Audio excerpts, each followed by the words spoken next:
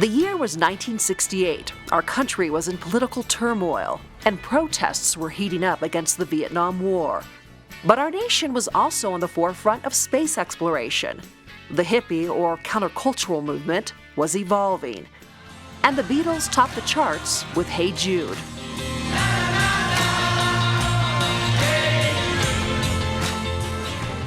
Most college women become homemakers after graduation. But our story really begins in the 50s in the Rocky Mountain Collegian newsroom.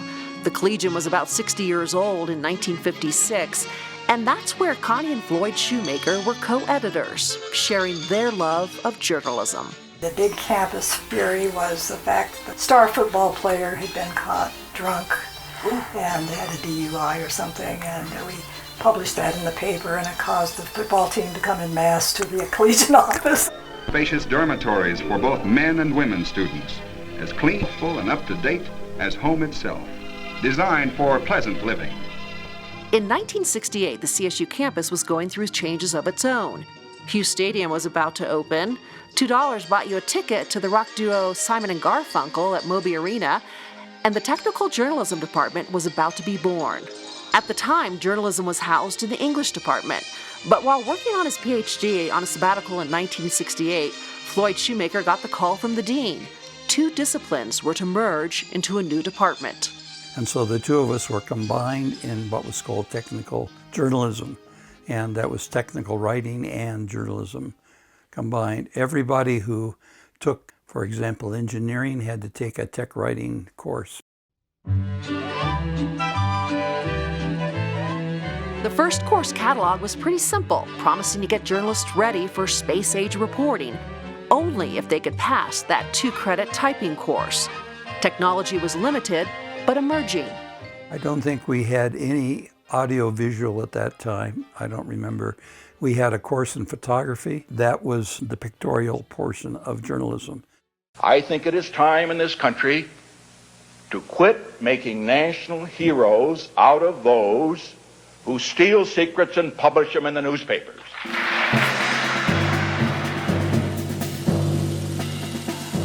The 70s ushered in a new era of journalism, especially on the heels of the Watergate scandal. Pulitzer Prize-winning journalist, author, and screenwriter David Freed became the Collegian city editor before graduating in 1976. I could be a detective, I could be a journalist, I could make the world a better place, I could bring down, corrupt presidencies and so forth. In fact, all the buildings were new. Dr. David Clark took over the department in 1973, and to date is still the longest-running chair. He remembers CSU had an advantage over other Colorado universities because it was a land-grant university. What that meant in Colorado in those days is that the young people were a lot like their parents. They were middle-class working people. So the students came here expecting to work.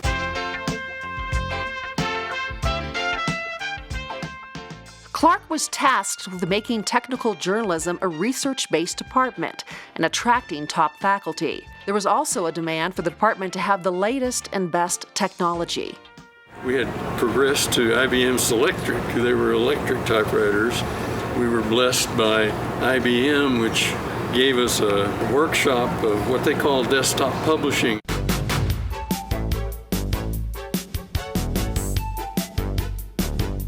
So the Collegian used to be right here next to the stairs going up towards by engineering.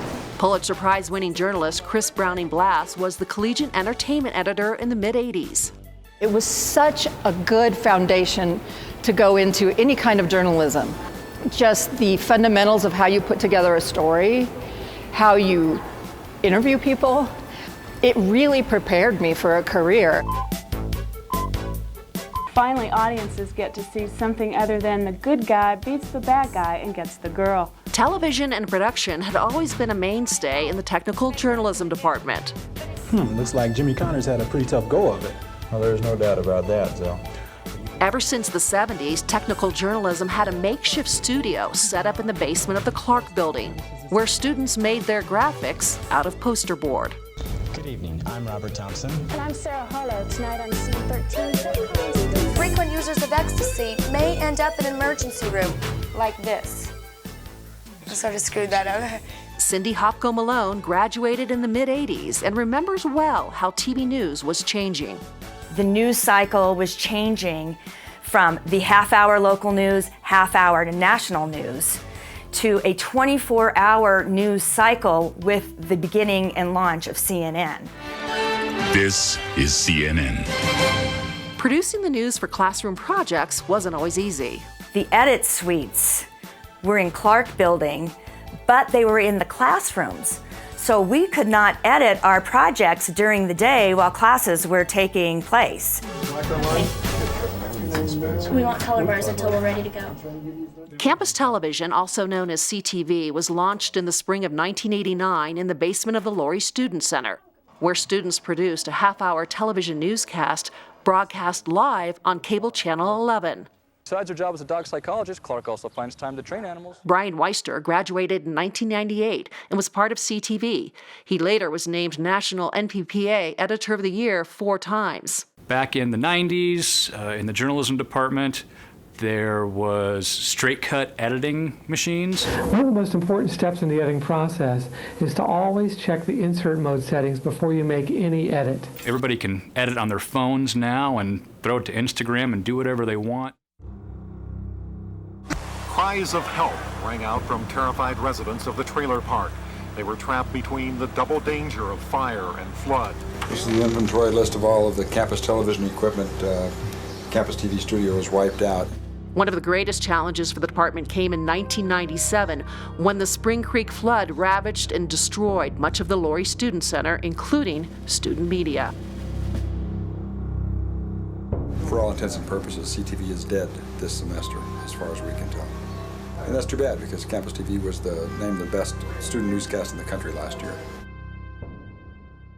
In 1998, the department changed its name to Journalism and Technical Communication, reflecting the emerging internet and the beginning of digital communication.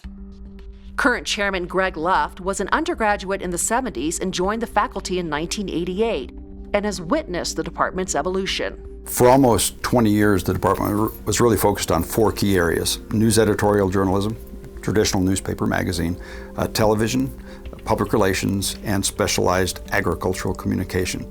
That really has transformed dramatically now into science communication. Hi. So I wanted. Kristen Gallagher graduated in 2004 with a concentration in public relations. We were faxing over pitches and press releases to journalists versus emailing, and suddenly email became big, or you were doing paper packets and you would have to actually do media clippings and media reports. Something else was starting to emerge, impacting journalism: social media. I remember my friends, setting up a Facebook page, and everybody's like, what is this Facebook? I mean, MySpace had just kind of launched, and that was a thing, but it's so fascinating now because so many of the people who are working at Wild Rock, also Rams, they are actually graduating with courses in social media, and they've lived and breathed it. The department greatly enhanced its alumni relations by creating the Alumni Media Festival, which is held every few years on campus, bringing back working professionals to share their knowledge about their specialized fields and recognizing professional achievement with the coveted CAMI Award. Photojournalist Hannah Tran graduated in 2012 and credits her success to her hands-on education. Campus television, we had editors, producers, news directors, graphic designers. We had a fully suited team that really gave me the comprehensive knowledge that I needed to get my first job after I graduated. Make sure to follow us on Twitter so you can stay up to date on all of our breaking news. The success of student media over the decades has been in part to the work of Larry Stewart, who oversaw the largest expansion of student media and is responsible for much of its current impact in the development of future journalists. In 2015, in keeping with the changing media field, the department changed its name again to what it's called today, the Journalism and Media Communication Department, reflecting its continued growth beyond the classroom. We have 2 master's programs now. We have a PhD program. We have an online undergraduate degree that started this year. We're teaching 3,000 students a year in advanced writing, and we have 4 different academic minors that we're leading. The department continues its expansion in new media communications across all platforms, as well as research communications focusing on science, the environment, and natural resources, all while staying true to its journalism roots. And the fake news refused to call it, right? So what does the future hold?